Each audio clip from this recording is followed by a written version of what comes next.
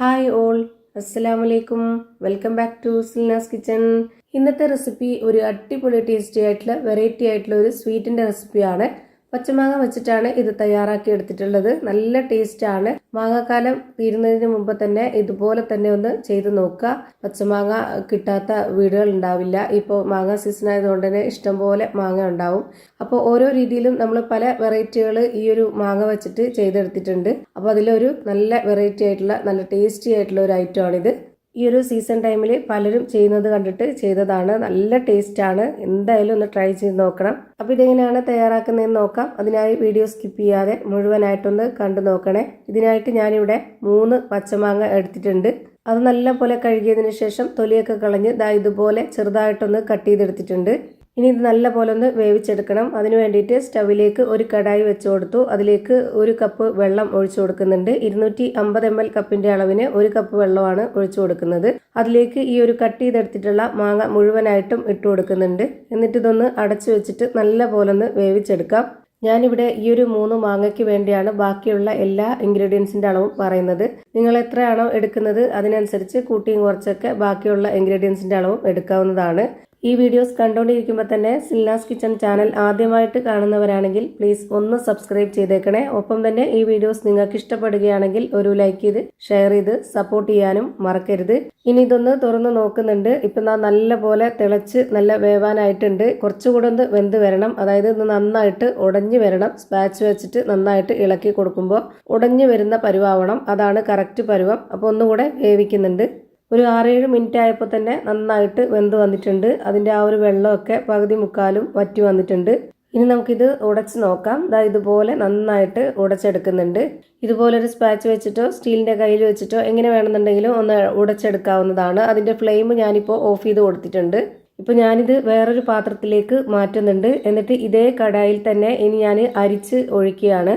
ഇതുപോലൊരു സ്റ്റീലിന്റെ അരിപ്പിൽ ഞാൻ ഇതുപോലെ കുറച്ച് ഒഴിച്ചു കൊടുത്തിട്ട് നന്നായിട്ടൊന്ന് സ്പൂൺ വെച്ചിട്ട് ഇളക്കി കൊടുക്കുന്നുണ്ട്. ഇതിന്റെ നാര് ഒന്നും ഇതിൽ പെടരുത്. അതിന് വേണ്ടിയിട്ടാണ് ഇങ്ങനെ ചെയ്തെടുക്കുന്നത്. ഞാൻ ഇതുപോലെ നന്നായിട്ട് ഇളക്കി കൊടുക്കുന്നുണ്ട്. അപ്പോൾ രണ്ടും സെപ്പറേറ്റ് ആയിട്ട് വരും. കുറച്ചു നേരം നമ്മൾ ഇതുപോലെ ഇളക്കി കൊടുത്താൽ നന്നായിട്ട് വേറിട്ട് കിട്ടും.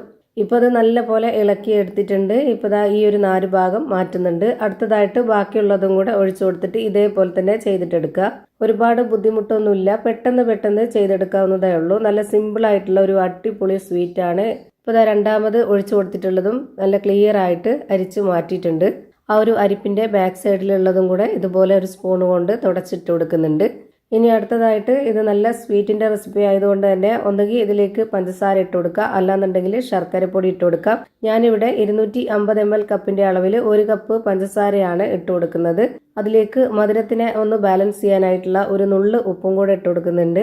ഇനി ഈ ഒരു സ്വീറ്റിന് നല്ലൊരു മണത്തിന് വേണ്ടിയിട്ട് ഒരു നുള്ള് ഏലക്കാപ്പൊടി ഇട്ട് കൊടുക്കാം. പിന്നെ നല്ലൊരു കളറിന് വേണ്ടിയിട്ടും ചെറിയൊരു എരിവിന് വേണ്ടിയിട്ടും കാശ്മീരി മുളക് പൊടിയാണ് ഇട്ട് കൊടുക്കുന്നത്. കാശ്മീരി മുളക് പൊടിക്ക് പകരം സാധാ മുളക് പൊടി ഇട്ട് കൊടുക്കണമെന്നുണ്ടെങ്കിൽ കുറച്ച് എരിവൊക്കെ മുന്തി നിൽക്കണമെന്നുള്ളവർക്ക് അങ്ങനെ ഇട്ട് കൊടുക്കാം. ഞാനിവിടെ ഒരുപാട് എരിവ് വേണ്ടാന്ന് കരുതിയിട്ടാണ് കാശ്മീരി മുളക് പൊടി ഇട്ട് കൊടുത്തിട്ടുള്ളത്. അതാവുമ്പോൾ കുറച്ച് കളറിൽ കിട്ടുകയും ചെയ്യും. അതുപോലെ തന്നെ കാണാൻ നല്ല ഭംഗിയായിരിക്കും. അപ്പോൾ ഞാനിവിടെ ഫ്ലെയിം ഓണാക്കി കൊടുത്ത ശേഷം ഹൈ ഫ്ലെയിമിലിട്ട് തന്നെ നന്നായിട്ട് ഇളക്കി കൊടുത്തുകൊണ്ടിരിക്കുന്നുണ്ട്. ഇതേ ഫ്ലെയിമിൽ വെച്ചിട്ട് തന്നെ ഒരു 5 മിനിറ്റ് ഇതുപോലെ ഇളക്കി കൊടുത്തു കഴിഞ്ഞാൽ നമുക്ക് അടിപൊളി ടേസ്റ്റി ആയിട്ടുള്ള നല്ലൊരു സ്വീറ്റ് റെഡിയായി കിട്ടും. ചെറിയൊരു എരിവും നല്ല മധുരമൊക്കെ ആയിട്ട് ഒരു അടിപൊളി ടേസ്റ്റി ആയിട്ടുള്ള സ്വീറ്റാണ് റെഡിയായി കിട്ടുക. ഇപ്പോൾ നല്ല പോലെ കളർ ചേഞ്ചായി ഈ ഒരു പരുവത്തിലാണ് വരിക. ഇനി നമുക്ക് ഇഷ്ടമുള്ള നമ്മുടെ കയ്യിൽ അവൈലബിൾ ആയിട്ടുള്ള ഏതെങ്കിലും നല്ലൊരു ട്രേയിലോ അല്ലാന്നുണ്ടെങ്കിൽ സ്റ്റീലിന്റെ പാത്രത്തിലോ ഇതുപോലെ ഒഴിച്ച് സെറ്റാക്കി എടുക്കാവുന്നതാണ്. ഞാനിവിടെ ആദ്യമേ തന്നെ ഇതുപോലെ ചോറ് കഴിക്കുന്ന സ്റ്റീൽ പ്ലേറ്റിൽ കുറച്ച് നെയ്യ് ഒന്ന് സ്പ്രെഡാക്കി വെച്ചിരുന്നു. അതിലേക്ക് ഇത് മുഴുവനായിട്ടും ഒഴിച്ചു കൊടുക്കുന്നുണ്ട്. എന്നിട്ട് സ്പാച്ച് വെച്ചിട്ട് ഇതുപോലെ ഒന്ന് പരത്തി കൊടുക്കുന്നുണ്ട്. ഇതുപോലെ വെന്ത് കഴിഞ്ഞാൽ ഉടനെ തന്നെ ആ ഒരു ചൂടോട് കൂടി തന്നെ സെറ്റാക്കി എടുക്കണം. എങ്കിലേ നമുക്ക് ഇഷ്ടമുള്ള ഷേപ്പിലൊക്കെ കട്ട് ചെയ്തെടുക്കാൻ പറ്റുള്ളൂ. അല്ലാന്നുണ്ടെങ്കിൽ പെട്ടെന്ന് കട്ടിയായി പോവും. എന്നാലും കുഴപ്പമൊന്നുമില്ല. നമ്മൾ വീട്ടിൽ നിൽക്കുമ്പോൾ നമുക്ക് സ്പൂൺ കൊണ്ട് കോരി കഴിക്കുന്ന ആ ഒരു പരുവത്തിലായിരിക്കും കിട്ടുന്നത്. ഷേപ്പൊന്നുമില്ലാതെ കിട്ടുമെന്ന് മാത്രം, അത്രയേ ഉള്ളൂ. നമുക്ക് ഇഷ്ടമുള്ള രീതിയിൽ സ്പൂൺ കൊണ്ട് കോരി കഴിക്കുകയോ അങ്ങനെ എങ്ങനെയെങ്കിലും ചെയ്തെടുക്കാവുന്നതാണ്. ഇതുപോലെ ചെയ്തു കഴിഞ്ഞാൽ നമുക്ക് ഇഷ്ടമുള്ള രീതിയിൽ കട്ട് ചെയ്ത് കഴിക്കാം. ഒരു ജെല്ല് ടൈപ്പിലേക്കാണ് ഇത് കിട്ടുന്നത്. നമ്മളെ ജെല്ല് മിഠായിയൊക്കെയില്ല, അതുപോലെയാണ് ഇത് വരുന്നത്. കാണാൻ നല്ല ഭംഗിയും കഴിക്കാൻ നല്ല ടേസ്റ്റി ആയിട്ടുള്ള ഒന്നാണ്. വീട്ടിൽ വരുന്ന ഗസ്റ്റുകൾക്കാണെന്നുണ്ടെങ്കിലും നമ്മുടെ കുട്ടികൾക്കാണെന്നുണ്ടെങ്കിലും ഞാനിപ്പോൾ ഇതേപോലെ ഈ ഒരു ഷേപ്പിലാണ് കട്ട് ചെയ്തെടുക്കുന്നത്. ഓരോരുത്തർക്കും ഇഷ്ടമുള്ള വലുപ്പത്തിലും ഷേപ്പിലൊക്കെ കട്ട് ചെയ്തെടുക്കാവുന്നതാണ്. നമുക്ക് എല്ലാവർക്കും കഴിക്കാൻ പറ്റുന്ന ഒരു ഐറ്റമാണ്. അപ്പോൾ ഇത്രയേ ഉള്ളൂ ഇന്നത്തെ വീഡിയോ ഇഷ്ടമായാൽ ലൈക്ക് ചെയ്യാനും കമൻറ്റ് ചെയ്യാനും ഷെയർ ചെയ്യാനും മറക്കരുത്. അതുപോലെ തന്നെ ഞാനിടുന്ന പുതിയ വീഡിയോസ് നോട്ടിഫിക്കേഷനായിട്ട് കിട്ടുന്നതിന് വേണ്ടി സബ്സ്ക്രൈബ് ചെയ്ത് ബെല്ലൈക്കൺ അമർത്തി അതിൽ ഓൾ എന്ന ഓപ്ഷൻ എനേബിൾ ചെയ്ത് കൊടുക്കാനും മറക്കരുത്. പുതിയൊരു വീഡിയോയുമായി വീണ്ടും വരും. Thank you for watching.